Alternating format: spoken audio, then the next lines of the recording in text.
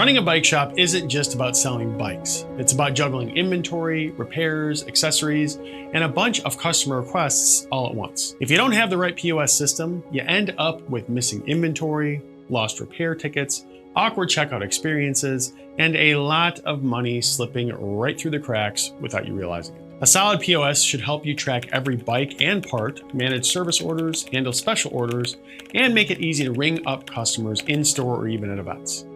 Now, the good news is by the end of this video, you'll know exactly which POS system is the best fit for your bike shop, so you're not guessing anymore. And stick around, because if you pick the wrong system or you bounce around between platforms, it can cost you thousands of dollars and slow your growth for years. Bike shops are a weird mix of retail store and repair shop, and most generic POS systems aren't built with that in mind.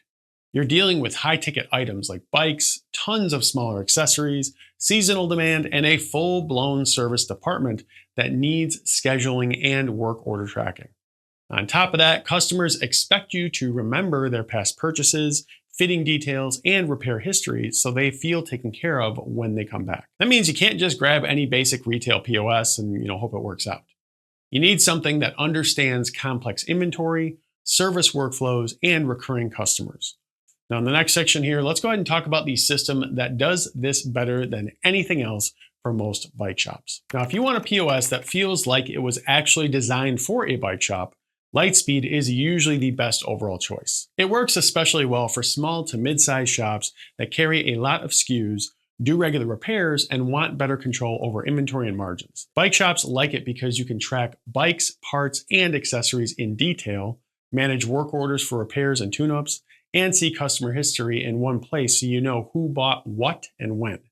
Now, for inventory-heavy businesses like bike shops, Lightspeed really shines with features like detailed product variants, purchase ordering, and reporting that helps you see what's selling and what's just taking up space. It also plays really nicely with e-commerce, which is helpful if you want to sell a mix of bikes, accessories, or gift cards online without running a completely separate system. Now, the main limitation is that Lightspeed can feel a little bit like it's too much if you're a tiny shop with a really simple setup, or if you hate dealing with more advanced software and just want something bare bones. Now, on the pricing side, you can expect Lightspeed retail to start at about $89 per month on the annual plan for the basic retail package, and it goes up from there as you add more advanced features or locations. And that gives you a good baseline number to budget around when you're comparing it to the other options out there.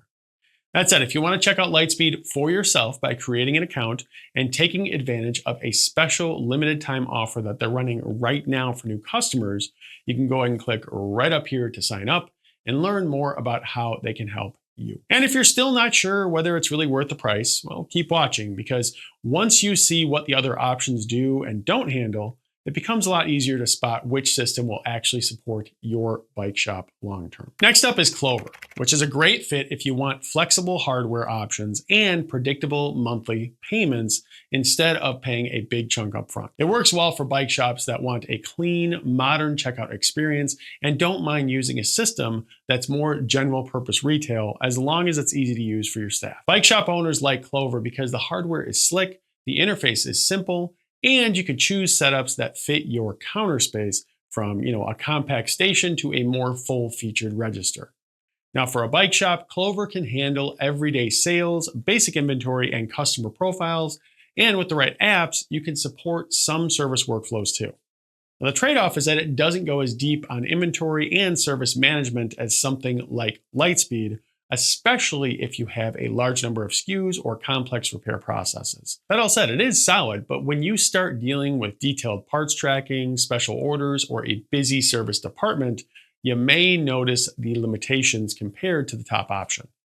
Now, on pricing, a good reference point for a bike shop is Clover's retail packages. For example, you might see options like a basic retail setup around $16 per month on a 36-month financing plan for hardware, or an upfront cost of about $349 with that same software level. Now, as you move up to more robust retail plans, hardware plus software can land closer to $180 per month on financing, or around $18.99 upfront, plus a monthly software fee in the $80 to $90 range, depending on the exact configuration that you choose. That said, if you want to check out Clover for yourself, there is a link for them in the description below, where you can see a killer deal that they are offering right now. And before you jump on that, stick with me here because the next system is perfect if your bike shop is also leaning heavily into online sales. So if your bike shop has a strong online presence or you're planning to build one, Shopify POS is a great option because it ties your in-store and online sales together into one ecosystem. It's best for bike shops that want to sell bikes, accessories, and apparel both in-store and on a Shopify website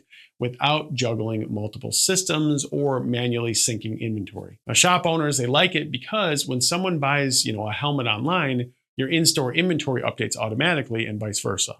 Now, for a bike shop, Shopify POS can handle standard retail needs like, product variants, discounts, and customer profiles, and you can add apps to support some service or appointment workflows as well. The downside is that it's not as specialized for repairs and service management as Lightspeed, and you may have to piece together a few different add-ons to get everything exactly how you want it. Now, also, it's not as focused on detailed service-heavy operations as a dedicated bike shop style system, so if repairs are your main profit center, that's something to think about for sure. Now, pricing-wise, Shopify POS itself has two main tiers.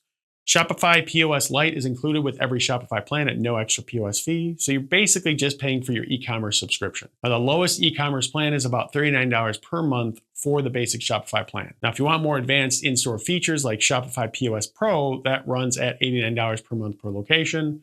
And when you combine that with the basic Shopify plan, you're looking at roughly $128 per month per location as a realistic starting point for a more serious bike shop setup. That said, if Shopify POS sounds like it's the best fit for you, I put a link for them below where you can compare their pricing and features side by side before you actually decide. Now, before we move on, if you're starting to see why Lightspeed was ranked as the best overall, and it sounds like what you need compared to these, last two specifically, it's definitely worth taking a look at their setup and pricing again by clicking right up here to check them out. But if you're still curious about a super low-cost option to get started, the next POS here might catch your eye instead. So finally, we've got Square, which is an awesome starting point if you're just launching your bike shop, running a small side operation, or testing the waters at a pop-up event or different markets. It's best for bike shops that really need something simple, affordable, and quick to set up without a big learning curve or upfront commitment. Bike shop owners, they like Square because you can start with the free plan, accept payments almost immediately, and upgrade later as things grow. Now, Square's free plan gives you a basic POS at $0 per month, which is super appealing if cash is tight. It handles simple inventory, basic reporting, and standard checkout flows. Now, the limitation, though, is that as you add more bikes, more accessories, and especially a busier repair department, you'll very likely outgrow the free plan pretty quickly. And at that point, you'll need to move into their paid tiers to get better features, or just consider switching to something more robust itself like Lightspeed. Now, for pricing, Square's paid POS options start at around $49 per month per location for their mid-tier plan, which unlocks more advanced features and slightly better processing rates. And that gives you a realistic number to work with once you go beyond the free plan and need, stronger tools for your bike shop. That said, there is a link for them in the description below where you could see if Square fits your type of bike shop specifically. And if, none of these have completely sold you yet and you're still kind of shopping around, well, don't worry, because the next part of this video here is going to walk you through exactly what to look for in a bike shop POS so you don't make a choice that you regret later. Number one is strong inventory management. So your POS should make it easy to track bikes, frames, wheels, accessories, clothing, and all the tiny parts that go with them. Look for things like variants, so sizes, colors, models, low stock alerts, and purchase ordering so you're not manually counting everything every week. A good system will help you quickly see what's moving and what's just collecting dust.